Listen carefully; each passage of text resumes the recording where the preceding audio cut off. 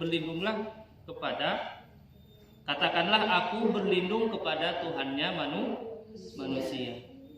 Malikin nas, raja manusia. Ilahin nas, sesembahan manusia.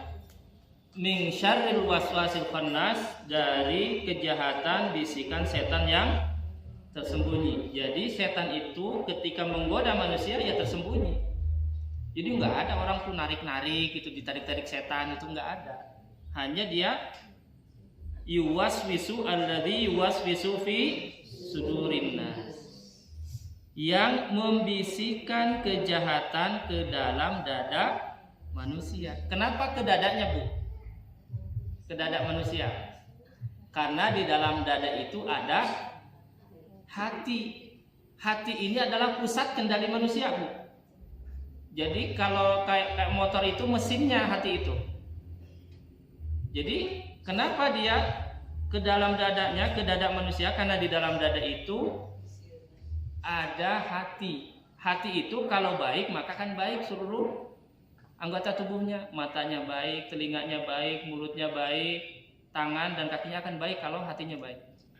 Jadi kalau pamannya selalu yang kasar, yang kotor, ya itu memang hatinya kayak gitu. Kalau seluruh yang diomongin orang, ya itu hatinya kayak gitu. Jadi itu indikasi apa yang kita ucapkan, apa yang kita lihat, apa yang kita dengar, sebenarnya itu adalah tergantung apa yang di dalam hatinya. Jadi kalau saya umpamakan kayak teko, Bu. Teko itu kalau isinya kopi, dikucurkan pasti kopi gitu. Kalau isinya teh, pasti teh yang keluar negeri. Nah gitu. Berarti manusia itu juga sama seperti itu. Jadi kalau kotor terus, kasar terus, gibah, ngumpat, namimah segala macam karar itu, ya pasti karena hatinya sedang kotor. Makanya di dalam pepatah itu ada sebutkan siratul mar'i tumbi'u an sariratihi, gerak-gerik tingkah laku seseorang itu ucapannya menunjukkan apa yang ada di dalam hatinya. Maka setan sudah pasti langsung ngebidik kepada hatinya, sudur. Innaha la ta'mal absar walakin ta'mal qulubul lati fis sudur. Hati yang ada di dalam dada. Nah, hati ini adalah pusat kendalinya. Maka langsung kepada pusatnya tuh setan itu caranya. Jadi setan enggak gerak-gerakin tangan seseorang itu, enggak maksa-maksa narik, enggak. Cukup hatinya dibisikkan. Maka akan rusak tuh. Dari siapa? Minal jinnati wan nas. Dari golongan jin dan manusia. Nah, Allah minta untuk berlindung. Nah, saya akan bandingkan surat An-Nas dengan surat Al-Falaq. Di dalam surat An-Nas ini kan perlindungannya apa? Qul a'udzu birabbin nas, malikin nas, ilahin nas, rabbun nas, ilahin nas, malikin nas. Siapa, Bu? Allah. Yang dimaksud Allah juga kan? Rabbun nas Allah, malikin nas Allah, ilahin nas Allah. Tapi kenapa sampai harus 3 kali berlindungnya? Artinya berlindungnya sampai 3 kali gitu. Padahal yang dimaksud adalah Allah. Jadi sampai 3 lapis. 3 kali berlindung dan teh. Rabbun nas, malikin nas, ilahin nas. Berlindungnya dari satu hal, berlindungnya dari godaan setan. Ini di dalam surat An-Nas. Coba diperhatikan dalam surat Al-Falaq. Nah, surat Al-Falaq. Kita baca sama-sama, Bu. Bismillahirrahmanirrahim. Qul a'udzu birabbil falaq min syarri ma khalaq wa min syarri ghasiqin idza waqab wa min syarri naffasati fil uqad wa min syarri hasidin idza hasad. Qul a'udzu birabbil falaq. Wahai Muhammad, katakanlah, kata Allah. Allah menyuruh kepada Nabi Muhammad untuk a'udzu birabbil falaq. Aku berlindung kepada Tuhan yang menguasai subuh. Tuhan yang menguasai subuh. Dari apa berlindungnya? Min syarri ma khalaq, dari kejahatan makhluk. Wa min syarri ghasikin idza waqab, dan dari kejahatan malam apabila gelap gulita. Wa min syarrin nafasati fil 'uqad, dan dari kejahatan perempuan-perempuan penyihir yang meniupkan pada buhul talinya. Nyihir itu kan gini Bu, ada beling, ada paku, dibuntal ke kain, diikatkan, nah namanya uqad tuh, ditiupkan. Nah, sok sih ya, nah gitu kan. Nah tadi ditiupkan nyihir tuh, tiba-tiba sakit perut ya kan orang katanya. Nah, itu sihir. Jadi sihir itu ada Bu, karena Nabi pernah kena sihir. Termasuk surat ini diturunkan karena Nabi saat itu ada disihir oleh seorang perempuan Yahudi yang nyihirnya. Ada ikatan, dilemparin ke sumur, dikasih tahu oleh malaikat Jibril, wahai Muhammad, kamu turun ke sumur, itu ambil, itu ada ikatan di dalam sumur, disuruh dibuka ikatannya dan dibacakan surat Al-Falaq dan surat An-Nas. Jadi orang yang rajin insya Allah baca Qul Huwallah, kemudian baca Al-Falaq dan An-Nas, insya Allah itu akan dijaga dari yang kayak gitu, dijaga dari sihir, santet, luh, dan karena itu Bu, insya Allah akan dijaga oleh Allah. Nah, wa min syarri nafasati fil 'uqad wa min syarri hasidin idza hasad, dan dari orang yang dengki apabila dia dengki. Makanya sebenarnya semua penyakit ini yang di dalam surat Al-Falaq itu awal asalnya dari iri. Iri itu dengki Bu, sirik cek orang mana? Nah, sirik pidik. Jadi sirik itu menerima apa yang Allah berikan kepada kita, nggak bersyukur kan? Karena selalu melihatnya punya orang. Itu kan artinya di situ. Jadi munculnya hasad, penyakit hasad, iri, dengki itu karena selalu melihat yang Allah berikan kepada orang lain, sementara kita tidak melihat apa yang Allah berikan kepada kita. Mestinya apa yang Allah berikan kepada kita itu yang disyukuri. Orang lain sudah dapat rezekinya, Bu. Rezeki itu tidak akan pernah ketukar. Satu biji beras kalau itu adalah jadi rezeki kita, pasti Allah akan kasih. Dan seseorang itu tidak akan meninggal sampai rezekinya habis, Bu. Jadi selama masih rezekinya akan ada, dia tidak akan meninggal. Pasti Allah akan kasih. Sekali lagi, rezeki tidak akan pernah ketukar, Bu. Yang suka ketukar itu sendal jepit ditajung. Nah, ketukar. Ya, tapi ada rezeki insya Allah nggak ketukar. Ya. Jadi karena ada perasaan iri, idza hasad, ketika dia dengki, akhirnya dia nyantet orang, nyihir orang. Nyihirnya kapan? Pada malam hari. Sihir itu malam, Bu. Sihir itu malam. Makanya dianjurkan untuk baca itu di penghujung malam, baik sore ataupun pagi, supaya dijaga oleh Allah gitu. Wa min syarri ma khalaq, dan dari kejahatan makhluk. Nah, perhatikan, ada perbedaannya. Apa yang membedakannya? Di dalam surat Al-Falaq ini tadi sekilas saja ya. Di dalam surat Al-Falaq itu kan Allah minta untuk berlindung, Allah minta berlindungnya dengan Rabbul Falaq. Hanya satu aja. Berbeda dengan surat An-Nas tadi kan sampai 3. Rabbun Nas, Malikin Nas, Ilahin Nas. Sementara di dalam surat Al-Falaq hanya satu aja, bi Rabbil Falaq. Berlindungnya dari apa? Dari 4 hal. Min syarri ma khalaq, kejahatan makhluk, kejahatan malam, kejahatan penyihir, kejahatan orang yang dengki. Berlindungnya dengan satu hal, tapi dari 4 hal di dalam surat Al-Falaq. Di dalam surat An-Nas berlindungnya sampai 3 lapis, 3 kali. Rabbun Nas, Malikin Nas, Ilahin Nas. Tapi dari satu hal, yaitu dari godaan setan. Apa bedanya? Itu. Nah, di sini bedanya. Jadi godaan setan itu lebih berbahaya daripada godaan manusia tadi. Jadi kejahatan setan itu lebih berbahaya daripada kejahatan manusia. Makanya walaupun tadi hanya dari godaan setan dari satu, karena keburukan yang ditimbulkannya nanti, celakanya tuh di akhirat. Gitu. Kalau di dalam surat An-Nas itu orang digoda setan, tuh kemudian tunduk ke setan, taat maksudnya, mungkin hidupnya tetap kelihatan bahagia, tercukupi, ya. Tetapi karena dia taat kepada setan, celakanya nanti di akhirat. Nggak kelihatan kan gitu. Nah, kalau di dalam surat Al-Falaq walaupun 4 hal tadi dampaknya ini hanya di dunia. Orang dijahatin, dimaling, dirampok, pokoknya naon lah kejahatannya hanya di dunia aja. Disihir di dunia wungkul ke arah sana. Orang iri kemudian melakukan sesuatu hanya di dunia. Jadi kalau di dalam surat Al-Falaq dampak dari keburukannya itu hanya di dunia saja. Tapi kalau dalam surat An-Nas dampak dari keburukannya itu nanti di akhirat. Jadi kalau menurut bahasa kita, celakanya kalau dalam surat Al-Falaq itu hanya di dunia aja. Kalau nanti surat An-Nas ini celakanya itu nanti di akhirat.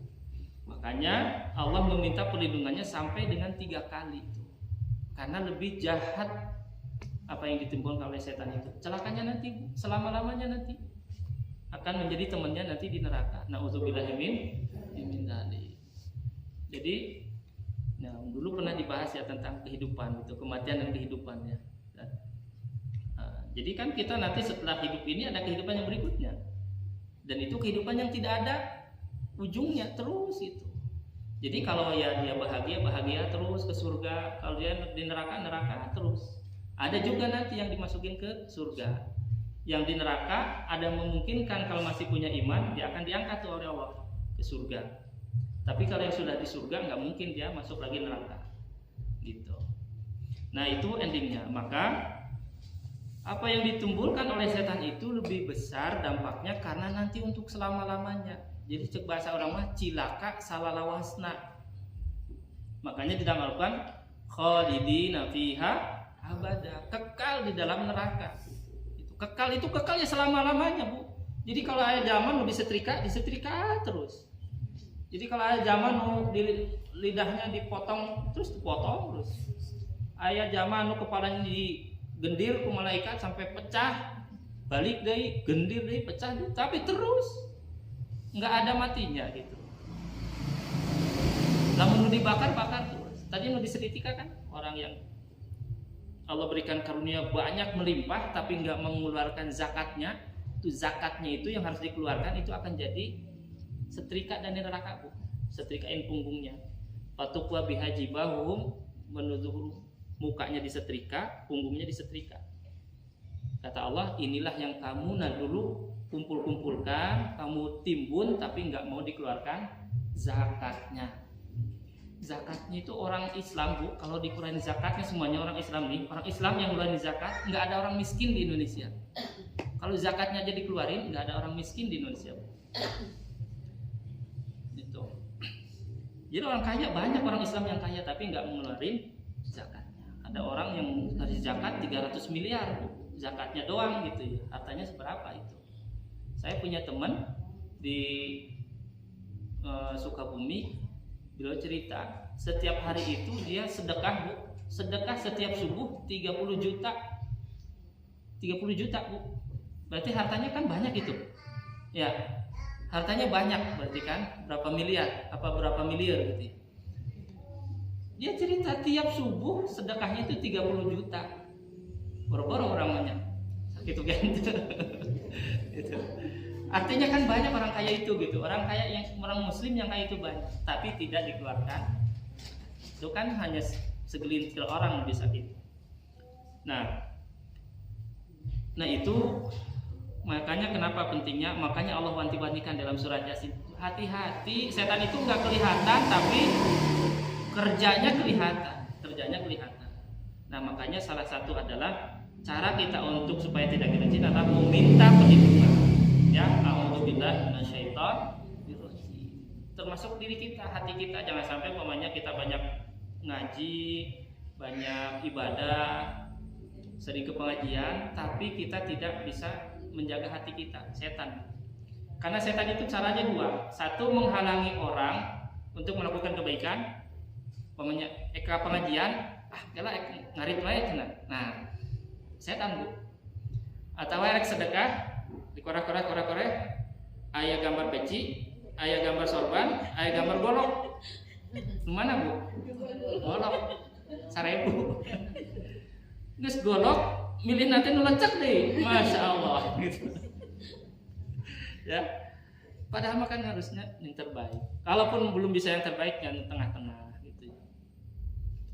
Nah gitu. Jadi itulah kenapa makanya jangan sampai banyak kita melakukan kebaikan tapi kemudian kita digelincirkan. Karena tadi umpamanya melakukan kebaikan dihalang-halangi dulu sama setan.